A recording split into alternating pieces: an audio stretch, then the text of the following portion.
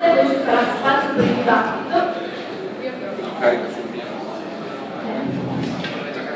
Allora, mentre prepariamo il computer, si parla di sperimentazione animale. Sappiamo che è un tema caldissimo, soprattutto nelle ultime settimane, negli ultimi mesi. Sappiamo che ci sono posizioni etico-filosofiche ben definite che hanno una loro unità che bisogna riconoscere. Oggi qui noi abbiamo degli scienziati e quindi cerchiamo di parlare degli aspetti scientifici degli argomenti. L'abbiamo fatto con gli OGM, l'abbiamo fatto prima con le cellule staminali, lo faremo anche oggi, adesso con la sperimentazione animale. Quindi chiederei a tutti voi di mettere da parte le questioni etiche, anche perché i nostri interlocutori non credo che vogliano fare un dibattito etico, ma di concentrarci sugli aspetti scientifici. Quindi andiamo ai fatti e poi sulla base dei fatti si può discutere, però intanto sentiamo la voce di una persona che la sperimentazione animale la conosce bene da molti anni, che è Domenico Barone, ripeto, farmacologo, consulente di molte case farmaceutiche e esperto in questo mondo.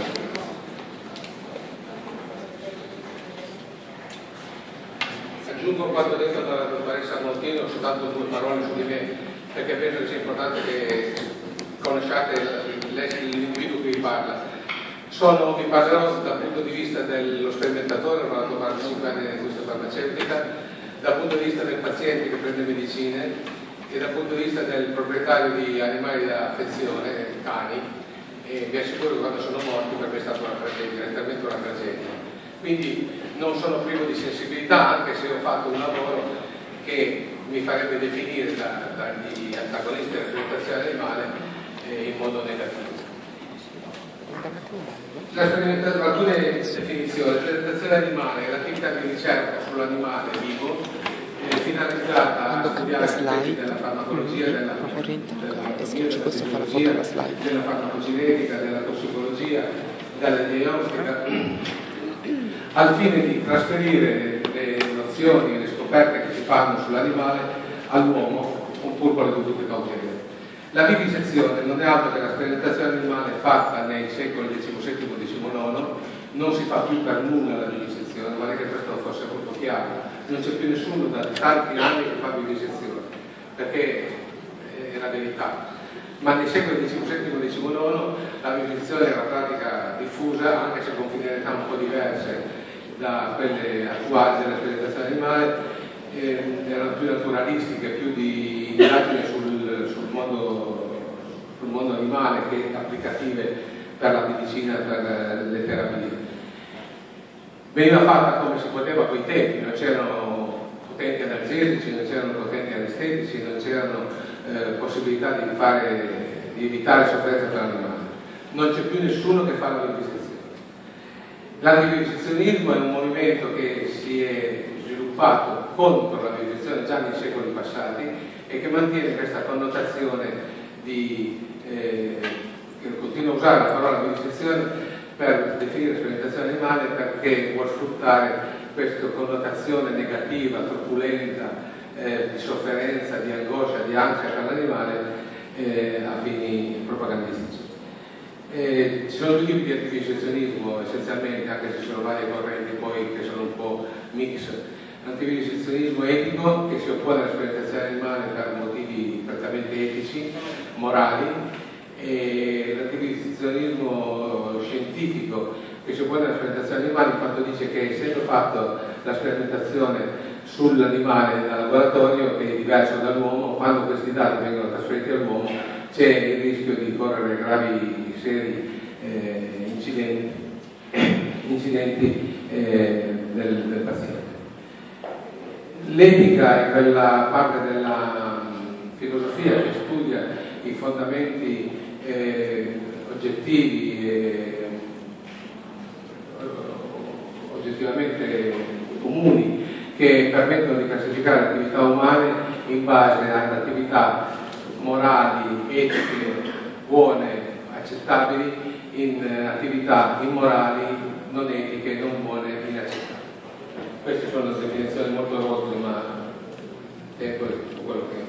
L'etica della ricerca animale in Italia è accettata, descritta e regolamentata da un decreto legislativo che vedete citato. Presto sarà sostituito questo decreto da una legge che importa in Italia la direttiva europea 2010/63, che sarà presa in considerazione in modo molto più restrittivo di quanto è stato fatto in Europa. Noi siamo sempre più bravi degli altri. Ed è giustificata la sperimentazione animale se verosimilmente porterà apprezzabili benefici alla società. La società si intende uomo, mondo animale stesso e ambiente. Se non ci sono metodi alternativi validati all'uso dell'animale, vedremo cosa vuol dire validati, si sono prese tutte le misure anche a ridurre al minimo il costo di sofferenze inutili per l'animale. Vediamo questi 3 punti, uno per volta. Se la ricerca produrrà verosimilmente apprezzabili benefici alla società. È un dato storico indiscutibile che negli ultimi 110 anni la medicina ha fatto dei passi avanti incredibili, dalla scoperta dell'aspirina alle terapie moderne, alle cellule staminali, alle terapie più avanzate, alle diagnostiche più avanzate, alle chirurgiche più avanzate. L'incremento di sviluppo, di affidabilità, di scientificità dell'approccio medico ha avuto un'esplosione letteralmente. E questo ha permesso la prevenzione, la diagnosi e la cura di molte patologie che prima erano assolutamente incurabili, non avevano la minima cura. Chi crede fermamente nei doveri verso i propri simili pensa che sia lecito dare prevalenza ai diritti che non sono ai doveri verso i propri simili rispetto ai diritti che nessuno intende negare, nessuno vuole negare e non sarebbe neanche eticamente possibile negarli degli animali. Il secondo punto, se non ci sono metodi alternativi validati. Metodi alternativi validati vuol dire metodi che non usano l'animale da laboratorio e che sono stati dimostrati validi, nel senso che danno gli stessi risultati che dà la sperimentazione animale. Quindi il lavoro di validazione è importante dei metodi alternativi, perché se non sono validati non sono accettati dalle autorità regolatorie in sostituzione dei metodi tradizionali. Se possibile i ricercatori scelgono metodi complementari, non alternativi, perché all'aggettivo alternativo va associato all'aggettivo validato. Il metodo alternativo di per sé non è sufficiente a sostituire l'animale. Se sono disponibili usano metodi complementari, soprattutto nello screening della ricerca di base, test in vitro con cellule umane, animali, sane patologiche, con tessuti animali umani, sani patologici. Soprattutto nella ricerca di base e nello screening metodi complementari sono disponibili e danno dei risultati interessanti. In quanto i ricercatori non sono degli aguzzini, non godono a torturare gli animali, usano gli animali nel contesto etico nel quale si muovono e dimostrano una sensibilità morale. Vedremo che poi con la dichiarazione di Basilea hanno dimostrato a tutto il mondo di avere queste regole morali. Il salvaguardia dei ricercatori interessa dall'animale, perché è impensabile fare degli esperimenti che costano tempo e soldi se vogliamo rimanere agli aspetti meno legati alla morale. Non è impensabile fare degli esperimenti su animali che non sono in condizioni di salute buona, non sono staturati correttamente, non sono nutriti, non sono maltrattati, sono torturati. Si produrrebbero dei risultati non validi, perché un animale malato, stressato, non può dare dei risultati validi.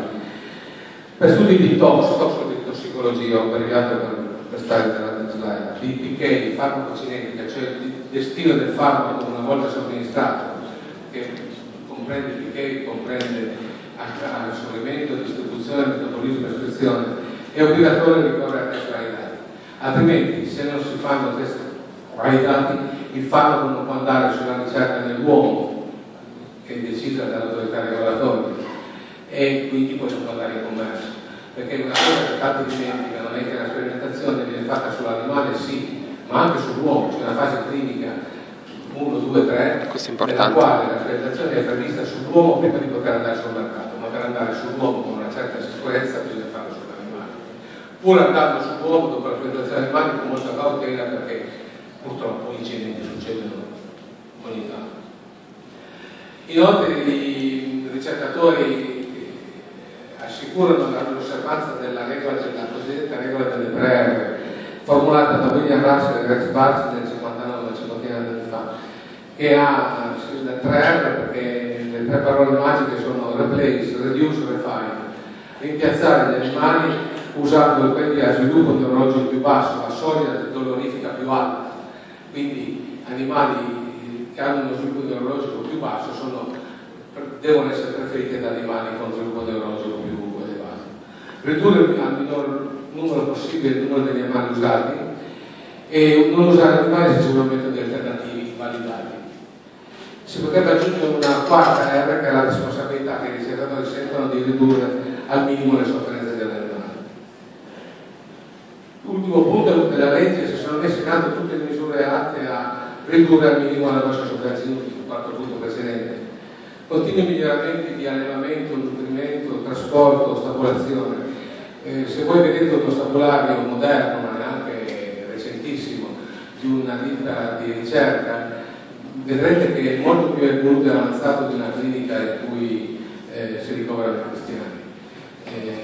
Controlli dell'aria, della luce, dell'acqua, del mangime, della paglia, del substrato sul quale gli animali vivono, di solito segatura o sabbia, sono fatti continuamente e sono sotto il controllo delle autorità sanitarie locali e nazionali. Inoltre ogni laboratorio che usa animali deve avere un servizio veterinario di animal care, cioè di cura e benessere dell'animale. C'è un veterinario responsabile che deve controllare stabulari, sperimentazioni, tutto in modo tale che si possa assicurare il rispetto delle istanze etiche che la sperimentazione deve avere. Inoltre questa situazione così sotto controllo potrebbe essere molto costosa, è l'unico modo per assicurare risultati scientifici riproducibili come richiesto dall'FDA, Food and Drug Administration, l'agenzia americana che dà l'ok alla sperimentazione umana e all'investione di commercio dopo la sperimentazione animale, e all'EMA, l'European Medicinal Agency, che è l'FDA europea più o meno, non si possono proprio sovrapporre, ma comunque hanno molti punti comuni. Inoltre tutte le attività di ricerca sul farmaco devono essere fatte in buone pratiche di laboratorio, che sono obbligatorie per legge e sono previste dalle autorità regolatorie. La legge prevede che prove di farmacodinamica, farmacocientica e tossicologia siano fatte in almeno 2 specie animali, una nutrizione o non nutrizione, siano controllati, i protocolli siano esaminati e approvati dalla competente autorità, siano giustificate. Nessuno mi accetterebbe, come da medico, non mi accetterebbe una sperimentazione animale su un farmaco già testato precedentemente da altri. Non si potrebbe fare una sperimentazione animale sull'aspirina, non sarebbe assolutamente concepibile. Quindi deve essere scientificamente giustificata, deve essere fatta sulle specie animali rilevanti, evoluzione più bassa e l'assenza di dolore. In 100 anni non sto a leggere questa orrenda slide che è veramente fitta di parole. In 110-100 anni abbiamo ottenuto la disponibilità di una quantità di farmaci incredibile. Queste sono alcune classi di farmaci, ce ne sono molte altre meno importanti forse. Questo è un dato innegabile. Pensate che su 103 premi Nobel assegnati dal 1901 al 2012, 103 sono i Nobel per la medicina e la tecnologia, ben 83 sono stati assegnati a ricerche che hanno avuto come centro focale l'uso delle grandi laboratori, e queste ricerche hanno portato a questa esplosione di opportunità terapeutiche. Perché dobbiamo, ho voluto sottolineare in maiuscolo il versetto, perché siamo costretti, non possiamo farne a meno, per una semplice ragione, perché l'animale, quanto abbiamo di più vicino all'uomo, le cellule sono lontane dall'uomo, i tessuti sono lontani dall'uomo, gli organizzati sono lontani dall'uomo, quanto abbiamo più vicino all'uomo è l'animale, e bisogna avere il coraggio di sostenerlo, distinguendo i fatti dai miti, dalle leggende metropolitane che dicono che i gatti sono le specie più usate. Non è vero, più del 95%, questo è un dato vero.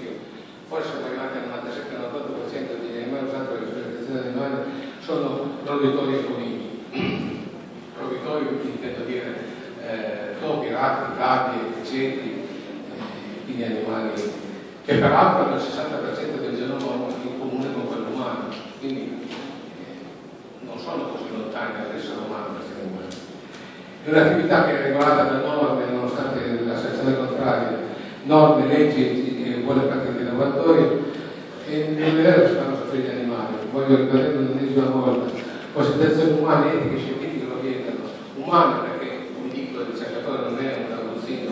Scientifiche perché un animale stressato, malato, maltrattato, venuto male, non può essere un modello sperimentale, e etiche perché evidentemente sono seguiti. Il rapporto costo-beneficio è calcolabile, verificabile e assolutamente accettabile. Se fate il confronto tra quanto l'uomo consuma per l'alimentazione e quanto usa per l'animale, vedete che un uomo di 80 anni si calcola che abbia mangiato, non sono statistiche mie, spero che siano giuste, 600 polli, 200 conigli, 20 pecore, 22 suini, 4 bovini, senza contare uccelli, pesci e altre cose. Stati usati in ricerca per la sua salute in 80 anni di vita, solo 4 topi, un ratto, qualche centesimo di cane e qualche millesimo di scimmia. Eppure c'è ancora chi sostiene che si batte caritamente per il ricorso a test alternativi, che ci sono, ma quelli validati sono pochissimi, dicendo che sono più accurati, meno costosi, più veloci da eseguire, suggeriscono stimolazione del computer, qualche dati, ricerche epidemiologiche, ricerca sull'uomo, cosa che avevo detto, viene fatta, e ricerca in vitro su cellule umane e animali. Qui ho questa slide, voglio darvi un esempio di 2 test che sono alternative all'uso dell'animale, sono approvati perché sono validati dall'FDA e dalle agenzie europee dei medicinali. Uno è l'immunoglobulin che sostituisce il test dei pirogeni nel coniglio. I farmaci iniettabili, le soluzioni iniettabili devono essere testate per la loro assenza di batteri e di frammenti di batteri che provocano il rialzo termico. Quindi nel coniglio si fa questo test, se il rialzo termico è oltre una certa soglia vuol dire che dei pirogeni. Con l'immunoglobulin si può fare questo test senza ricorrere ad animali. L'immus è un animale piuttosto indietro nell'evoluzione animale, si trova in certi mari, una specie di uno scudo articolato come l'armadillo. E poi la cornea bovina, la fertilità della cornea bovina, invece di schedare il prodotto in esame nell'occhio di coniglio, che può essere dolorosa come cosa se danneggia l'occhio, si usa la cornea del bovino che viene messa in contatto con la soluzione del prodotto in esame. Se ci sono delle lesioni della cornea, nella camera posteriore si vengono a trovare delle sostanze fluorescenti che dimostrano che c'è un passaggio dovuto al farmaco che ha fatto delle lesioni. Su questo sito potete trovare altri test validati, ma ben pochi sono validati per ricerca e sviluppo, solo per controllo di qualità della produzione farmaceutica, per cosmetici e per prodotti chimici, e sono accettati dall'EPA, dall'OSD e dall'EPA. Alcune riflessioni: se l'animale non è un modello valido per la somministrazione dell'uomo del ciclo studiato, meno ancora non sono le cellule e i tessuti isolati in vita. Questo è ovvio, penso. Fisiologia, patologia, farmacologia, tossicologia e farmacocinetica studiano delle interazioni multiple e complesse che soltanto un essere vivente, anche di una certa sofisticazione evoluzionistica, può assicurare. Chirurgia, chemioterapia e diagnostica devono molto alla sperimentazione animale, non sarebbero così se non ci fosse stata la sperimentazione a mondo.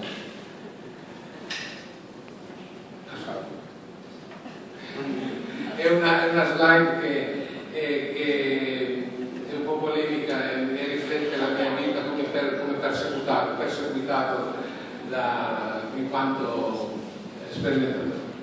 Molte delle questioni che sfidano la coscienza umana, il dibattito sul futuro delle sperimentazioni animali non accenna a trovare soluzioni da parte del mondo civile e anche scientifico in parte. Purtroppo si può dire che la contestazione via via si fa più diffusa e più acuta. Se la vita umana deve andare avanti su questo pianeta è indispensabile che si possa fare questa sperimentazione animale, non soltanto per i farmaci ma anche per controllare l'ambiente. La sperimentazione animale fa parte del tessuto inseparabile, continuo del processo di sviluppo e quindi deve continuare pur nel rispetto del controllo delle condizioni concesse per la sperimentazione animale. Scienziati, ricercatori e il mondo scientifico in generale hanno il training sufficiente per condurre il loro lavoro in modo etico. Il numero di animali va calando, non sono dispiacere per chi li produce naturalmente, però il numero di animali viene in calo perché da ogni animale si riescono a ottenere più informazioni di quanto se ne potessero ottenere in passato. L'uso della statistica prima della sperimentazione animale e dopo facilita questo tentativo. È necessario formare e educare schiere di ricercatori e tecnici a una sperimentazione animale che sia veramente utile e che sia rispettosa dell'animale. Cito il caso del Tamino Video, a esempio di tanti farmaci che vengono presi esempio in quanto la sperimentazione animale non sarebbe stata in grado di individuare quello che poi è successo nell'uomo. Non è vero, il Tamino è stato studiato solo nel topo per le sue capacità eventuali di essere teratogeno, di produrre dei danni al feto. Se fosse stato studiato anche sul coniglio si sarebbe visto che questo era un farmaco teratogeno, non sarebbe andato sull'uomo, sarebbe andato in commercio solo con certe cautele particolari. Quindi la sperimentazione animale troppo ridotta può essere fonte di questi incidenti. Chi è disposto a negare che non vuole più che si faccia sperimentazione animale è disposto a negare accesso ai figli e ai successori stringi. L'uso di nuovi farmaci che sono sempre necessari per tante patologie che non sono ancora curabili. Si offre da tardi oppure come certi che sostengono vuole fare la sperimentazione sui carcerati e sui malati terminali. Purtroppo sono le sanzioni che si farebbe chiamare un dentro operare senza anestesia, senza antibiotici. Bisogna avere coraggio delle proprie posizioni, non bisogna scoprire contro e poi sfruttare i risultati della sperimentazione animale. Anche se la popolazione sono contrari ed è una dissociazione incredibile quanto quelli che sono contrari alla sperimentazione animale non collegano la sperimentazione animale con le medicine che prendono, con le operazioni che subiscono, con le diagnosi che chiedono al Servizio Sanitario Nazionale. Non c'è una connessione tra quello che è il farmaco, il ricorso al farmaco che fanno loro e i loro parenti e l'origine di questo farmaco.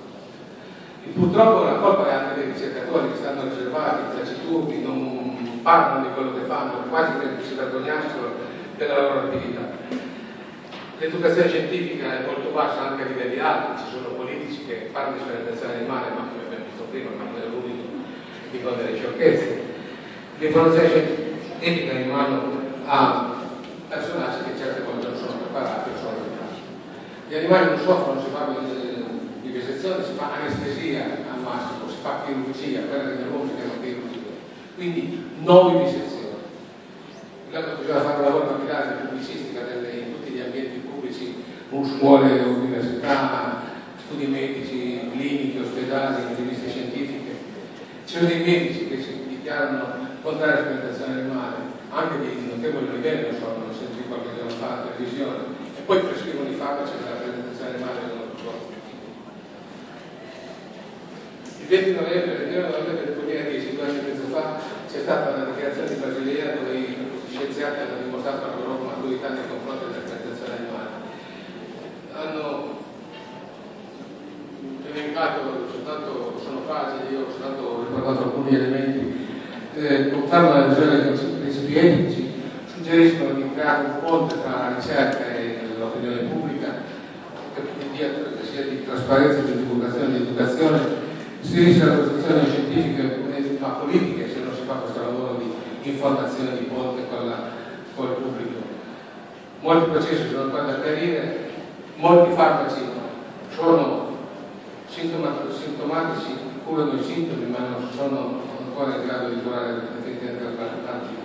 Ci sono patologie infettive, una la tubercolosi, che sono di ritorno, pensavano delle pelate, invece purtroppo si ripresentano e sono più difficili da curare dagli antibiotici.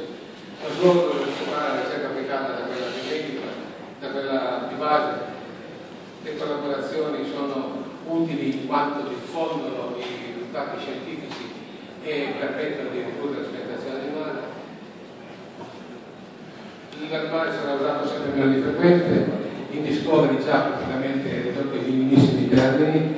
Gli studi di efficacia sono necessari e usano modelli di patologie molto più mirati, di topi trasgenici, ad esempio knockout. Per gli studi regolatori, per gli assolutamente non evitabili, che devono essere fatti per andare sul paziente sano, sul paziente sull'uomo malato, e prima di andare sul mercato non sono immaginabili abolizioni. Sono state gettate le fondamenta, il compito delle future generazioni, spero che anche voi siate coinvolti, sarà quello di far sì che queste fondamenta crescano, si robustiscano e si espandano in modo sempre più robusto. Molto ci si aspetta quindi in quanto alla sperimentazione animale, forse sarà più ridotta rispetto al numero di animali usati. Ci sono molte patologie che ancora necessitano farmaci ad hoc per la cura e non solo sintomatici, e proprio perché non ci sono modelli sperimentali ancora adeguati sono rimasti senza una terapia efficace. Ne ho accennate solo alcune: sclerosi multipla, sclerosi laterale amiotrofica, Alzheimer, Parkinson, il Crohn, l'AIDS. Purtroppo non ci sono farmaci risolutivi per queste patologie, forse proprio perché il modello sperimentale adatto non è ancora disponibile. Io mi scuso se sono andato un po' veloce, ma ero un po' indietro. Ok, se ci sono domande.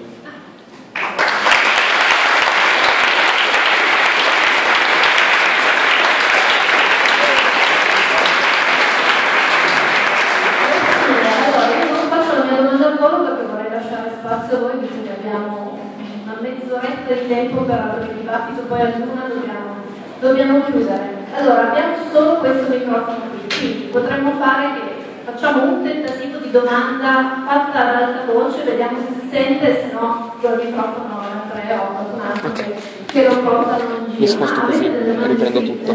Vabbè, allora, facciamo prima una domanda parlata, in modo che guardiamo le domande scritte e cerchiamo di... Sì, intanto chiedo ai due relazioni. Figurati così, tocca riprendere. Qui, alzate le mani se... Allora, la prima che l'alzate poi sei qua in prima fila. Allora, prova a urlare la tua domanda. Domanda, dato che ho amiche... Sentite laggiù?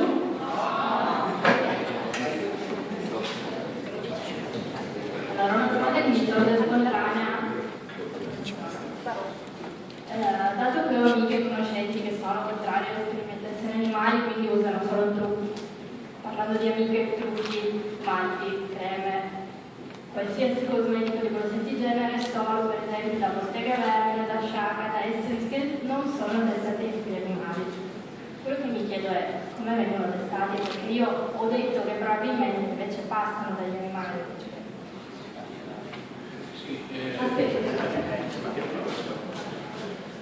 Su questi cosmetici c'è scritto che sono testati sugli animali, no? No, c'è scritto che non sono allora sono testati su culture cellulari, su modelli di cute artificiale, modelli artificiali di cute umana, coltivando le cellule su sostanze opportune, si ottengono degli strati che riproducono molto grossolanamente la cute umana.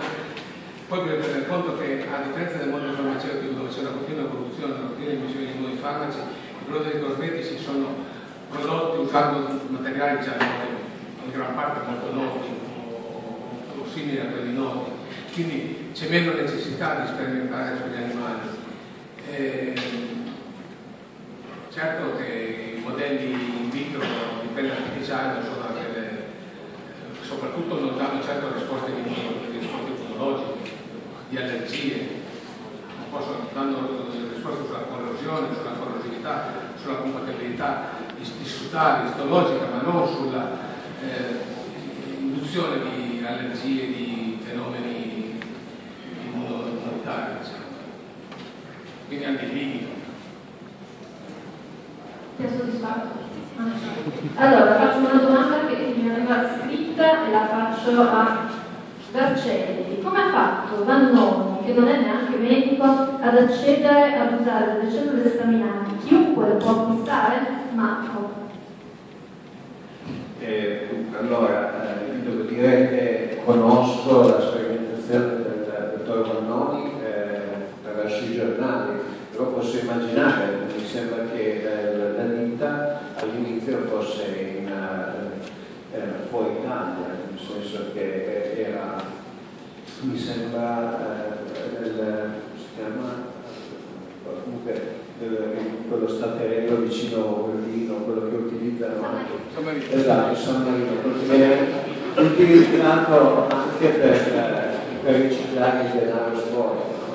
E adesso senza voler dire, però ovviamente se voi trovate, cioè, ci sono molti che vanno a fare delle terapie con cellule staminali, per esempio in Cina. Io ho avuto a che fare con molti pazienti e associazioni di paraplegici che mi chiedevano di giudicare per esempio i metodi del famoso dottor Wang, che mi sembra con una cifra da 20.000 a 50.000 euro trattava i pazienti in Cina. Non ci sono assolutamente non c'è nessun dato sul follow up, quindi trapiantava cellule staminali fattive, non c'è nessun follow up, quindi nessuno sa come sono andati veramente i pazienti, e tanto è vero che le associazioni di paraplegici cercano di sconsigliare i propri consociati per andare in questi posti. È ovvio che quando uno è un paziente sa di non avere niente da fare e non ha delle grosse prospettive da parte di altri farmaci, cerca di fare qualsiasi cosa, ovviamente ci vogliono degli enti terzi, delle persone non diciamo emozionalmente coinvolte che giudicano se effettivamente vale la pena. Aggiungo progressivamente una cosa per rispondere alla domanda di Marco. Vannoni le sue staminali le prende da un ospedale, nel senso che lui collabora con un medico che si occupa di fare trapianti di midollo, quindi le ottiene in questo modo, non le compra tecnicamente. C'è una domanda invece sugli OGM per Lanteri che dice: le piante OGM impoveriscono il terreno?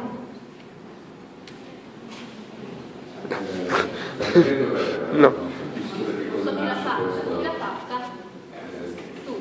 Le piante OGM non impoveriscono il terreno perché hanno le stesse esigenze nutritive di altre piante che non sono geneticamente modificate. Cioè modificare una pianta, un ibrido di mais per la resistenza erbicida significa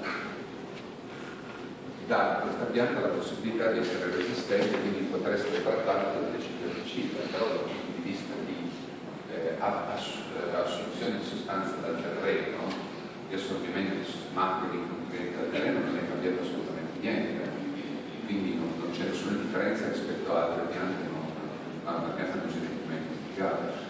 Ci sono delle piante che si sta lavorando nel tentativo di ottenere delle piante che sono in grado di sfruttare meglio il terreno, cioè di assorbire più macro di nutrienti. Questo probabilmente nel lungo periodo può portarsi da un lato, consente di incrementare la produzione perché si sfruttano meglio le sostanze nutritive del terreno, nel lungo periodo poi impoverire il terreno.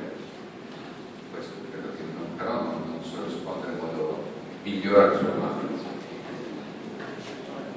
Lui ha fatto anche una domanda sulla sperimentazione animale, ne sono arrivate altre tre e tutte si concentrano da un lato sulla questione etica, dice avete detto di mettere da parte l'etica, però in realtà è un problema che c'è, quindi bisognerebbe parlarne, e quasi tutti quelli che chiedono di parlare di questa cosa dicono vabbè, tu dici perché non sperimentare anche sugli umani? Esempio, i carcerati condannati a morte, un'altra persona, non vedete,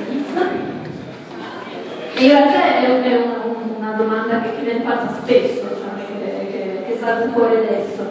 Un'altra, credo una ragazza, si dice sono una studentessa di scienze naturali, amo molto la scienza, amo gli animali, eccetera, eccetera, e poi alla fine conclude e dice: ma davvero non esistono delle alternative altrettanto efficaci della sperimentazione, cioè dello sperimentare sugli animali? Quindi cerchiamo di unire la visione etica a quella, diciamo così, pratica e concreta. Ci sono degli studi, diciamo così, che cercano di, un po' li ho presentati, che cercano di sostituire la sperimentazione animale, ma è vero che al momento non ci sono alternative efficaci? Sì, purtroppo non ci sono alternative. Tenete conto che la sperimentazione animale ha dei costi pazzeschi. Faccio ad esempio la cosa meno importante, ma dei costi pazzeschi. Se ci fossero delle alternative sarebbero probabilmente molto meno costose e sarebbero preferite dalle industrie farmaceutiche o da chi fa sperimentazione animale rispetto agli animali da sperimentazione. Non ci sono metodi alternativi, ho detto ci sono pochi metodi alternativi validati, cioè dimostrati validi per quello scopo per cui sono usati e accettati dal regolatore. Vorrei ricordare, purtroppo sono andato molto veloce, ma sull'uomo si sperimenta prima di andare in commercio. Si fa la sperimentazione preclinica che prelude alla sperimentazione clinica sul volontario sano e sul malato per andare in commercio. E quando il prodotto è in commercio continua a essere osservato per tutto il tempo che sta in commercio. Il prodotto sta in commercio 20 anni, 30 anni, per 20-30 anni c'è la farmacovigilanza che raccoglie tutti gli eventi avversi, quindi si fa una sperimentazione sull'uomo, oltre a quella che si fa prima di andare in commercio, allargata a tutta la popolazione che prende il farmaco. Quindi non è vero che non si faccia nulla sull'uomo, ma per andare sull'uomo bisogna avere questi risultati sull'animale e nonostante siano risultati sull'animale, sull'uomo si va con molta cautela perché l'animale è diverso dall'uomo, sono tutti d'accordo. Ma non ci sono metodi che possono sostituire la sperimentazione animale. Allora, si è alzata una mano lì, poi leggo un'altra domanda di quelle scritte. Scusate, la domanda è orientale. La faccio a tutti e tre in questo caso, anche perché ammetto che mi sono dovuto saltare parte della conferenza. È una domanda che riguarda la ricerca in generale, ma secondo me è tanto più importante quando si tratta di temi che presentano dei argomenti di controversia dal punto di vista etico, sono discussi nella società e provocano dibattiti di questo genere, cioè come si concilia la ricerca, soprattutto questa ricerca, con la commercializzazione dei prodotti di questa ricerca, con uno sfruttamento commerciale orientato anche al profitto privato di questi risultati, soprattutto in campo farmaceutico, ma anche per quanto riguarda l'economia. E quanto alla fin fine la logica di mercato che può stare dietro a una ricerca privata, una ricerca che poi ha l'obiettivo di creare dei prodotti farmaceutici, che quindi oltre all'obiettivo di ampliare la tutela della salute garantita dalla Costituzione e migliorare la condizione di salute umana e non solo, producono anche poi un guadagno da parte di privati, diciamo. Questo è un po' il discorso. E uno sfruttamento commerciale, grazie. Sì, domande possibili, vorrei ricordare lo spazio da cui per rispondere. Chi risponde? Più loro, beh, in realtà anche la ricerca pubblica privata come lei vuole tirarsi fuori. No, ovviamente non so se ho colto fino in fondo la domanda, mi sembra aver capito. Le rispondo in questo modo, mi dica lei se sono esauriente. Oggi la ricerca per quanto riguarda le piante geneticamente modificate è concentrata soprattutto nelle multinazionali, le quali ovviamente tendono ad ottenere un prodotto che è sfruttabile e interessante dal punto di vista commerciale. Questo per un lato. E questo è dovuto al fatto che non è finanziata più la ricerca pubblica in molti paesi. Quindi, non essendoci più ricerca pubblica, non si può tenere sotto controllo le pene, non si hanno strumenti per tenere sotto controllo in modo adeguato quello che viene fatto dalla lavorazione multinazionali, e perché ovviamente l'interesse in settore pubblico deve essere finalizzato a ottenere dei risultati che non sono solo legati alla business. Poi io posso dire, per quanto riguarda il nostro campo di ricerca, devo dire che noi lavoriamo essenzialmente in ricerca di base, quindi studiamo dei meccanismi e ovviamente sviluppiamo con delle biotech dei possibili farmaci che agiscono su questi meccanismi. Tutti questi farmaci vengono patentati. Io di solito rifiuto assolutamente di avere qualsiasi patente dal punto di vista economico, nel senso che l'unica cosa che chiedo è di essere messo nel brevetto, nella patente, dal punto di vista intellettuale, però non vi chiedo minimamente di essere coinvolto economicamente.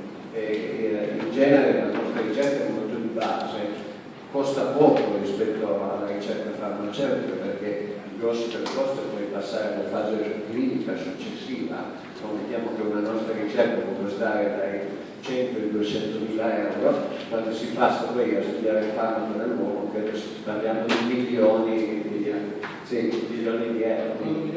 Non so, mi dicevano adesso abbiamo sviluppato un farmaco proprio per la SNAP, ho detto che stanno cercando da 1 a 5 milioni per cominciare a passare nella fase dell'uomo.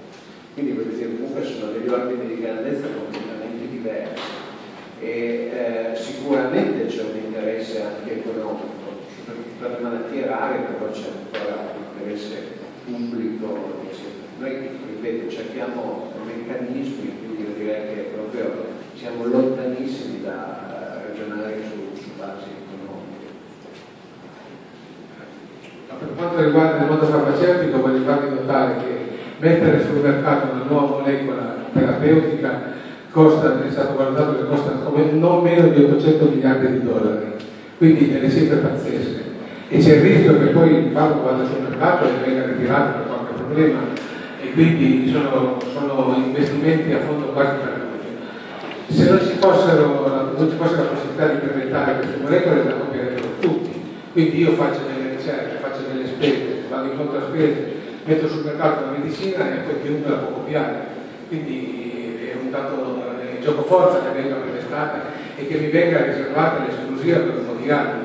Tenete conto che per andare sul mercato ci vogliono tra i 12 e i 15 anni di ricerche, il brevetto dura 20 anni, quindi se vado dopo 15 anni sul mercato ho solo 5 anni di sfruttamento del brevetto. Poi vengono i generici, vengono quelli che lo copiano legalmente e vi portano via il mercato. Quindi i costi sono tali per cui non si può non brevettare. Se non si brevettasse, chi farebbe ricerca? Facciamo una ricerca a sfondo umanitario. Gli stati non lo fanno, immaginatevi in privato. Sono 200 miliardi di dollari, è una grande cifra. Mi chiedo di venire verso il centro perché altrimenti di là non mi vedono. E tu mi hai chiesto. Sì, potete tenermi un attimo, secondi. Grazie. Allora, la mia domanda è riguardo alla sperimentazione animale. Premetto che io mi sono occupato soprattutto in bioetica e filosofia della biologia. Due questioni importanti, sì, molto brevi. Allora, in una delle slide io ho letto che se si vuole andare verso il progresso non si può non ammettere l'utilizzo della sperimentazione animale e allo stesso tempo non ammettere che gli animali abbiano dei diritti. Beh, questa secondo me è una contraddizione, nel senso che dal momento che si ammette una superiorità del genere umano sul restante regno animale, allora già si negano dei diritti. Va bene, cioè nel senso, io sono a favore della sperimentazione animale, però per un discorso etico corretto bisognerebbe ammetterlo. Seconda cosa, non si potrebbe, secondo me, non si può usare come argomento, fare un argomento di storia dicendo fino ad oggi abbiamo fatto delle scoperte grazie alla sperimentazione animale e quindi per ciò stesso è valida, perché sarebbe un po' come dire che una volta dissezionavano i cadaveri gli artisti per vedere come era fatto il corpo umano e quindi ancora oggi sarebbe lecito farlo. Quindi ecco, bisognerebbe secondo me fare proprio un salto gestatico e o ammettere questa visione etica oppure negarla, però con stesso la sperimentazione animale. Tutto qua. Ok, faccio un salto gestatico pure io con il microfono. A Barone che però non è un filosofo, perché lui in realtà hai fatto domande da filosofo. Ma no, sì, no, certo. Era una risposta di tipo filosofico. No, ma perché è stata presentata una slide a sfondo etico, solo per quello. No, al contrario. Hanno dei diritti che sono riconosciuti anche dai ricercatori. Sì. Che hanno più a cuore i diritti dei professionisti che quelli degli animali. Quindi comunque c'è una negazione di una parte dei diritti animali. Beh, non ci sono metodi alternativi, non c'è una sperimentazione. Ok. Questo è un fatto scientifico. E il giorno che venisse disponibile una sperimentazione sperimentazioni che riducono o annullano l'uso dell'animale, senz'altro... In cosmetica è stato fatto, per esempio, recentemente. Serve per legge, e serve certamente per i motivi etici degli spettatori. Io vorrei dire solo una cosa, di queste cose ho parlato spesso con una mia collega, perché ho lavorato un po' nell'anche con Viviana, che per ragioni religiose crede nella metempsicosi, cioè nella trasfigurazione dell'anima, e quindi lei pensa che addirittura i batteri abbiano un'anima e siano potenzialmente degli esseri umani, che sono scelti, diciamo, nella scala animale, ma che possono risalire. E lei infatti è assolutamente vegetariana, non mangia nessun tipo di animale, però non ha nessun problema etico a fare la sperimentazione animale, come non avrebbe ovviamente nessun problema a fare la sperimentazione clinica sull'uomo con determinati criteri,